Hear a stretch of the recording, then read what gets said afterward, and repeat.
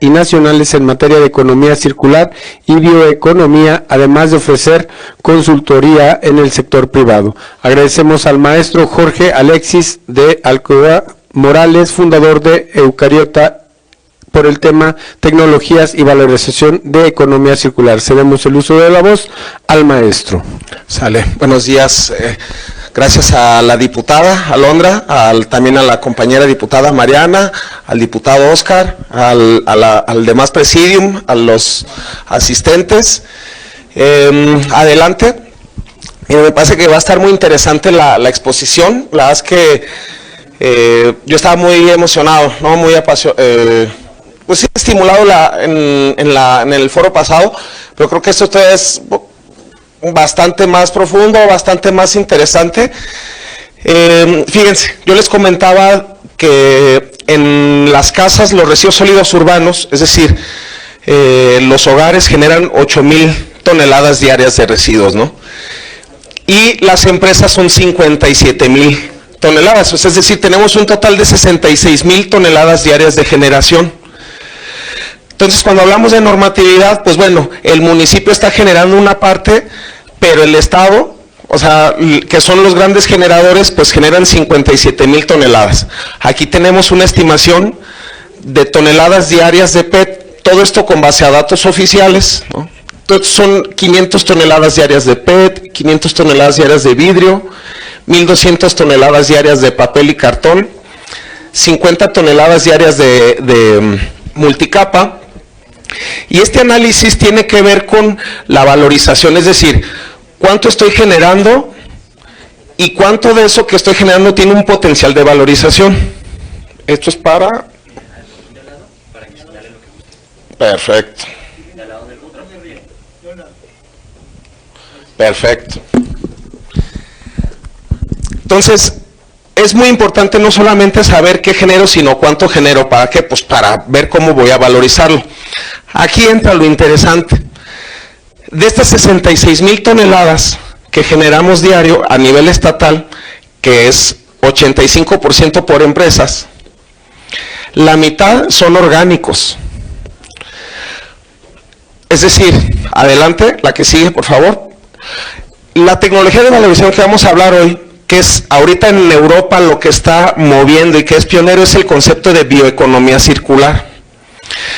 El tema de bioeconomía circular está ligado directamente con un esquema súper interesante que son las biorefinerías.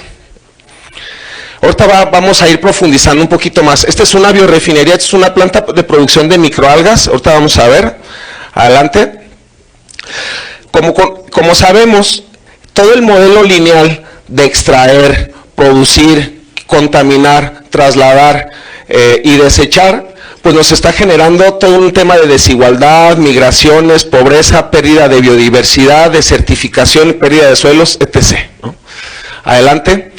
Entonces la bioeconomía circular, vamos a conocer que es algo súper interesante. Primero les voy a pedir que nos concentremos del lado izquierdo.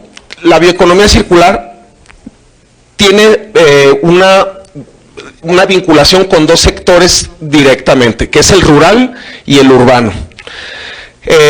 Estos sectores generan, por ejemplo, el rural, productos agropecuarios y agroindustriales, ¿no? Generan productos forestales y las casas generan restos de alimentos. Bueno, todo esto, el sector rural por su producción agropecuaria y agroindustrial, por su producción forestal y por y las casas en el tema de alimentos generan biomasa. Biomasa es la fracción orgánica que puede ser vegetal o animal. Ya vimos que es la mitad de los residuos que se generan. Bueno, bioeconomía circular es esta biomasa generar bioenergía, bioplásticos y otros bioproductos. Adelante. La definición de bioeconomía circular es modelo económico basado en la producción y uso de recursos biomásicos renovables, así como el flujo de residuos generado por estos para su transformación sostenible y eficiente en bioproductos, bioenergía, biocombustibles y servicios para la sociedad. Es decir, producir y usar biomasa de forma sostenible y los residuos que genera esta biomasa, aprovecharlos para su transformación en bioproductos, bioenergía, biocombustibles. Adelante. Ejemplos de bioeconomía circular, todo lo de los bioplásticos, los biofertilizantes, microorganismos. Y aquí hago una pausa. De las 30,000 toneladas que se generan diario de residuos orgánicos, estamos hablando de esas 30,000, 8,000 son de vinaza. Otras 7,000, 8,000 son de los restos agrícolas. Otras 7,000, 8,000 son de todos los restos que generan los excrementos, ¿no? Entonces ahí tenemos una gran fracción con mucho potencial de valorización, y ahorita vamos a entender un poquito más esto, ¿no? Entonces, ejemplos: bioplásticos, biofertilizantes, microorganismos. Adelante. El bioetanol, biodiesel, biogás. Adelante. Por ejemplo, el tema de la bioeconomía no solamente son bioproductos, sino bioenergéticos. En bioenergéticos están los biocarburantes, que puede ser el bioetanol, ya lo comenté, el biodiesel, pero también está el biogás para generar electricidad, ¿no? Pero también están servicios o los bioservicios. Por ejemplo, esta es una planta de microalgas. Con las microalgas tú puedes limpiar las aguas residuales, generas producción de microalgas. Ahorita vamos a ver el potencial de esto, y limpias las aguas, ¿no? Ahora, nosotros, bueno, en Eucariota vamos a presentar un proyecto, una propuesta de estrategia estatal de bioeconomía circular. Esta estrategia está avalada por una universidad europea.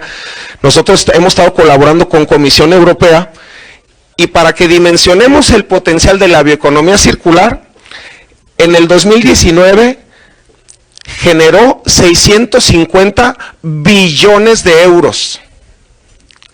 650, no millones, billones de euros, y contrató a 17.4 millones de personas. Ahorita, por ejemplo, ya los datos, los últimos reportes ya rebasan los 800 billones de euros y los 18 millones de empleos. Es decir, en Europa ya hay una estrategia europea de bioeconomía. Hay estrategias nacionales de bioeconomía y están las estrategias regionales de bioeconomía. Y para otro dato duro, en Europa ya la mitad de sus energías renovables las están produciendo con la biomasa. Hay unos datos muy importantes que ahorita también tengo que comentar de la perspectiva socioecológica de esto. Adelante.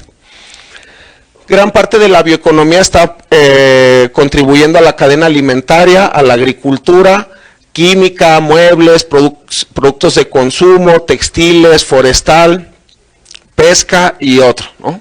Estos son datos de la Unión Europea.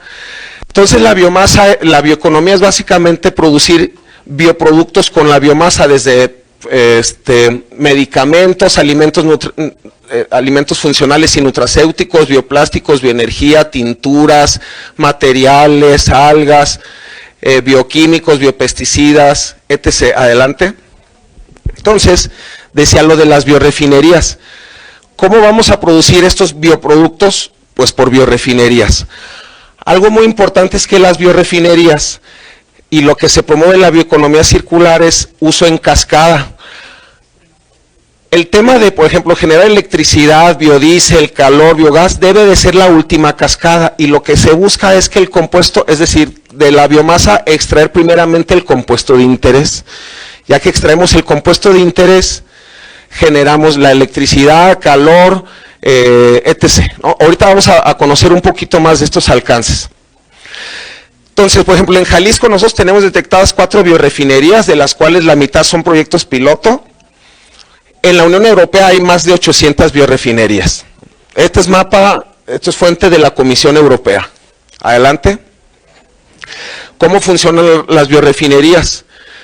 Primero identificamos la biomasa, que es lo de arriba. Hay biomasa agrícola, forestal, verde, ganadera, algas, industrial, urbana. Y después de ahí se elige el mejor proceso de transformación, que puede ser mecánico físico, termoquímico, biológicos o químicos, ¿no? Que van, por ejemplo, en el físico, trituración, prensado, molienda. El químico va la combustión, pirólisis, gasificación, agua supercrítica. El biológico pueden ser, por ejemplo, procesos enzimáticos, fermentación, digestión anaeróbica. Y en químicos pues están las hidrólisis, la transesterificación, la esterificación, etc. Con esto se generan plataformas y con las plataformas ya generamos los bioproductos, que van desde biofertilizantes, biomateriales, biocombustibles, etc. Ahora, es muy importante, por ejemplo, esto de la bioeconomía circular, ya hay legislaciones que justamente protegen el tema de la competencia de alimentos contra combustibles. ¿Qué pasó hace unas décadas? Se empezó a producir mucho biocombustible y empezamos a dejar terrenos que eran de cultivo agrícola para la alimentación por hacer energéticos. Entonces, hoy en día ya hay legislaciones que justamente procuran evitar esto. Por eso la bioeconomía circular lo que promueve es, con los residuos de los cultivos agrícolas que son utilizados para la alimentación, los residuos los utilizamos en temas de biorefinería. No estamos cultivando maíz, ni estamos cultivando soya para hacer biodiesel. Adelante. También es muy importante que las biorefinerías tengan una perspectiva socioecológica, es decir, que tengan una utilización ecológica y eficiente de los recursos. Normalmente las biorefinerías que hay de distintos grados y de integración tienen que ser ecológicas, no deben de generar transferencia de contaminantes. Adelante. Entonces nosotros vamos a publicar un informe de bioeconomía circular para Jalisco. En este informe encontramos cosas muy interesantes. Por ejemplo, al año en Jalisco se generan más de 6,000 kilotoneladas de caña de azúcar, casi 4,000 kilotoneladas de maíz grano, casi 2,000 kilotoneladas de agave, alfalfa. Estos son los 6 cultivos que más se producen aquí en Jalisco. Somos primer lugar nacional en huevo y tenemos de los primeros lugares nacionales en producción de carne de pollo, carne de bovino, carne de porcina. Entonces todo esto está generando muchísimos residuos, pues, ¿no? Justamente la idea de la bioeconomía, pues, es analizar este potencial de todos estos residuos que además, según los datos oficiales, pues no hay información de qué se le está haciendo a estos residuos, pues. Adelante. Entonces, por ejemplo, el tema del bagazo de agave, aquí está la ruta de conversión por autohidrólisis, silanasa y ligninasa, se puede generar una celulosa y con esa bioplásticos, ¿no? Por ejemplo, los lodos residuales, por medio de fermentación, cultivos mixtos, se pueden generar los ácidos grasos volátiles y con eso bioplásticos, o por ejemplo, el tema de biodiesel, el biogás, ¿no? Porque los lodos tienen alta carga de metano y grasas, ¿no? Con suero de leche, proteasas, una ruta de proteasas, se generan péptidos bioactivos y con eso podemos estimular los alimentos funcionales o hasta cosméticos. El lodo el de los animales, por medio de digestión anaerobia, producimos biometano, hidrógeno y con eso fuente de energía, ¿no? Adelante. Imagínense, en algún momento cuando, bueno, este tema de los biocombustibles se empezó a descubrir, tal cual, ¿no? Saltó el peine de que estaba desplazándose el suelo agrícola y de alimentos por una situación de crear combustibles, ¿no? Por eso se generó ya estas legislaciones. El recuadro de color amarillo, podemos ver el tamaño de un cultivo de maíz. De este tamaño de cultivo del maíz, casi de todo Estados Unidos, se podía producir la mitad del combustible de la demanda mundial. Obviamente es mucho terreno, pero gracias a la bioeconomía y estos avances, por ejemplo, el potencial de las microalgas puede producir el mismo cantidad de combustible con el tamaño verde. Las microalgas es algo increíble, tienen un potencial inexplorado. España es primer lugar mundial en productor de microalgas, son capaces de hacer muchísimas cosas, o sea, han ayudado, por ejemplo, a la producción de alimentos funcionales para los animales, limpian aguas residuales, generan bioremediación y con eso se producen grandes cantidades de microalgas capaces de generar como mucho valor agregado. Adelante. Entonces, así que regrésate nada más. Nosotros lo que estamos proponiendo es que el concepto de bioeconomía circular ya aparezca en la nueva ley, ¿no? Es decir, les comenté las cifras, ¿no? En la Unión Europea, lo de bioeconomía circular es ahorita de lo más avanzado, es un tema que está movilizando 800 billones de euros, 18 millones de personas, Y pues bueno, consideramos que sería muy importante que se considere en la ley ya parte del glosario para que empiece a haber ya un avance, ¿no? Y para el tema de la economía, para el tema de la ley que se está también discutiendo, pues bueno, nosotros justamente proponemos que se considere este ciclo, ¿no? Que va desde la producción sostenible, la distribución y logística eficiente, que es todo el empacado, el traslado, las rutas logísticas, que se promueva un consumo y compra responsable, el uso y la reutilización, la separación. Toda esta trazabilidad es el giro de la economía circular, no es solamente separar, disponer, recolectar y reciclar, ¿no? Va desde la producción con materiales valorizables y sostenibles hasta la valorización de todo lo que se está generando, ¿no? Todo esto se los vamos a compartir. Adelante. Entonces, por ejemplo, algo que también estamos proponiendo para la ley de economía circular es que los reglamentos, por ejemplo, un tema para hacer como bien acupuntural, es impulsar en la ley que los municipios hagan su reglamento, su programa municipal de manejo de residuos, los famosos PEJIRs. Por ejemplo, en Jalisco solamente hemos detectado un par de municipios que los tienen, ¿no? Guadalajara, Zapopan. Si los municipios hicieran sus programas municipales de manejo de residuos, la verdad que se podrían ahí, es justamente uno de los aspectos más importantes para empezar a generar datos y movilizar recursos, ¿no? A nivel estatal se tienen que estar haciendo los programas estatales, ¿no? Entonces, adelante la que sigue. Y por último, en la plática pasada les comentaba que las casas generan 230 toneladas de plástico al día, ¿no? De PET. Esto para producirlas requieren 21 millones de litros de agua y emiten 1.400 toneladas de CO2. Eso equivale al 3.7, casi el 4% del trasvase del lago de Chapala en un día. Fíjense estos datos, adelante. Si consideramos el PET ya de las casas y las empresas, son 560 toneladas al día, son 50 millones de litros de agua para producir esto, y ya es casi el 10% del trasvase del lago de Chapala. Sí. Ahora, si valorizáramos, por ejemplo, el 36%, bueno, no, si valorizáramos con el 64%, se ahorrarían, de los 50 pasaríamos a ahorrar 30 millones de litros de agua. Entonces, del trasvase del 10%, bajaríamos un 4%. O sea, son datos bien interesantes del impacto que tiene, no solo en lo económico, sino en lo ambiental, el hacer campañas de valorización, ¿no? Entonces, es todo y pues muchas gracias.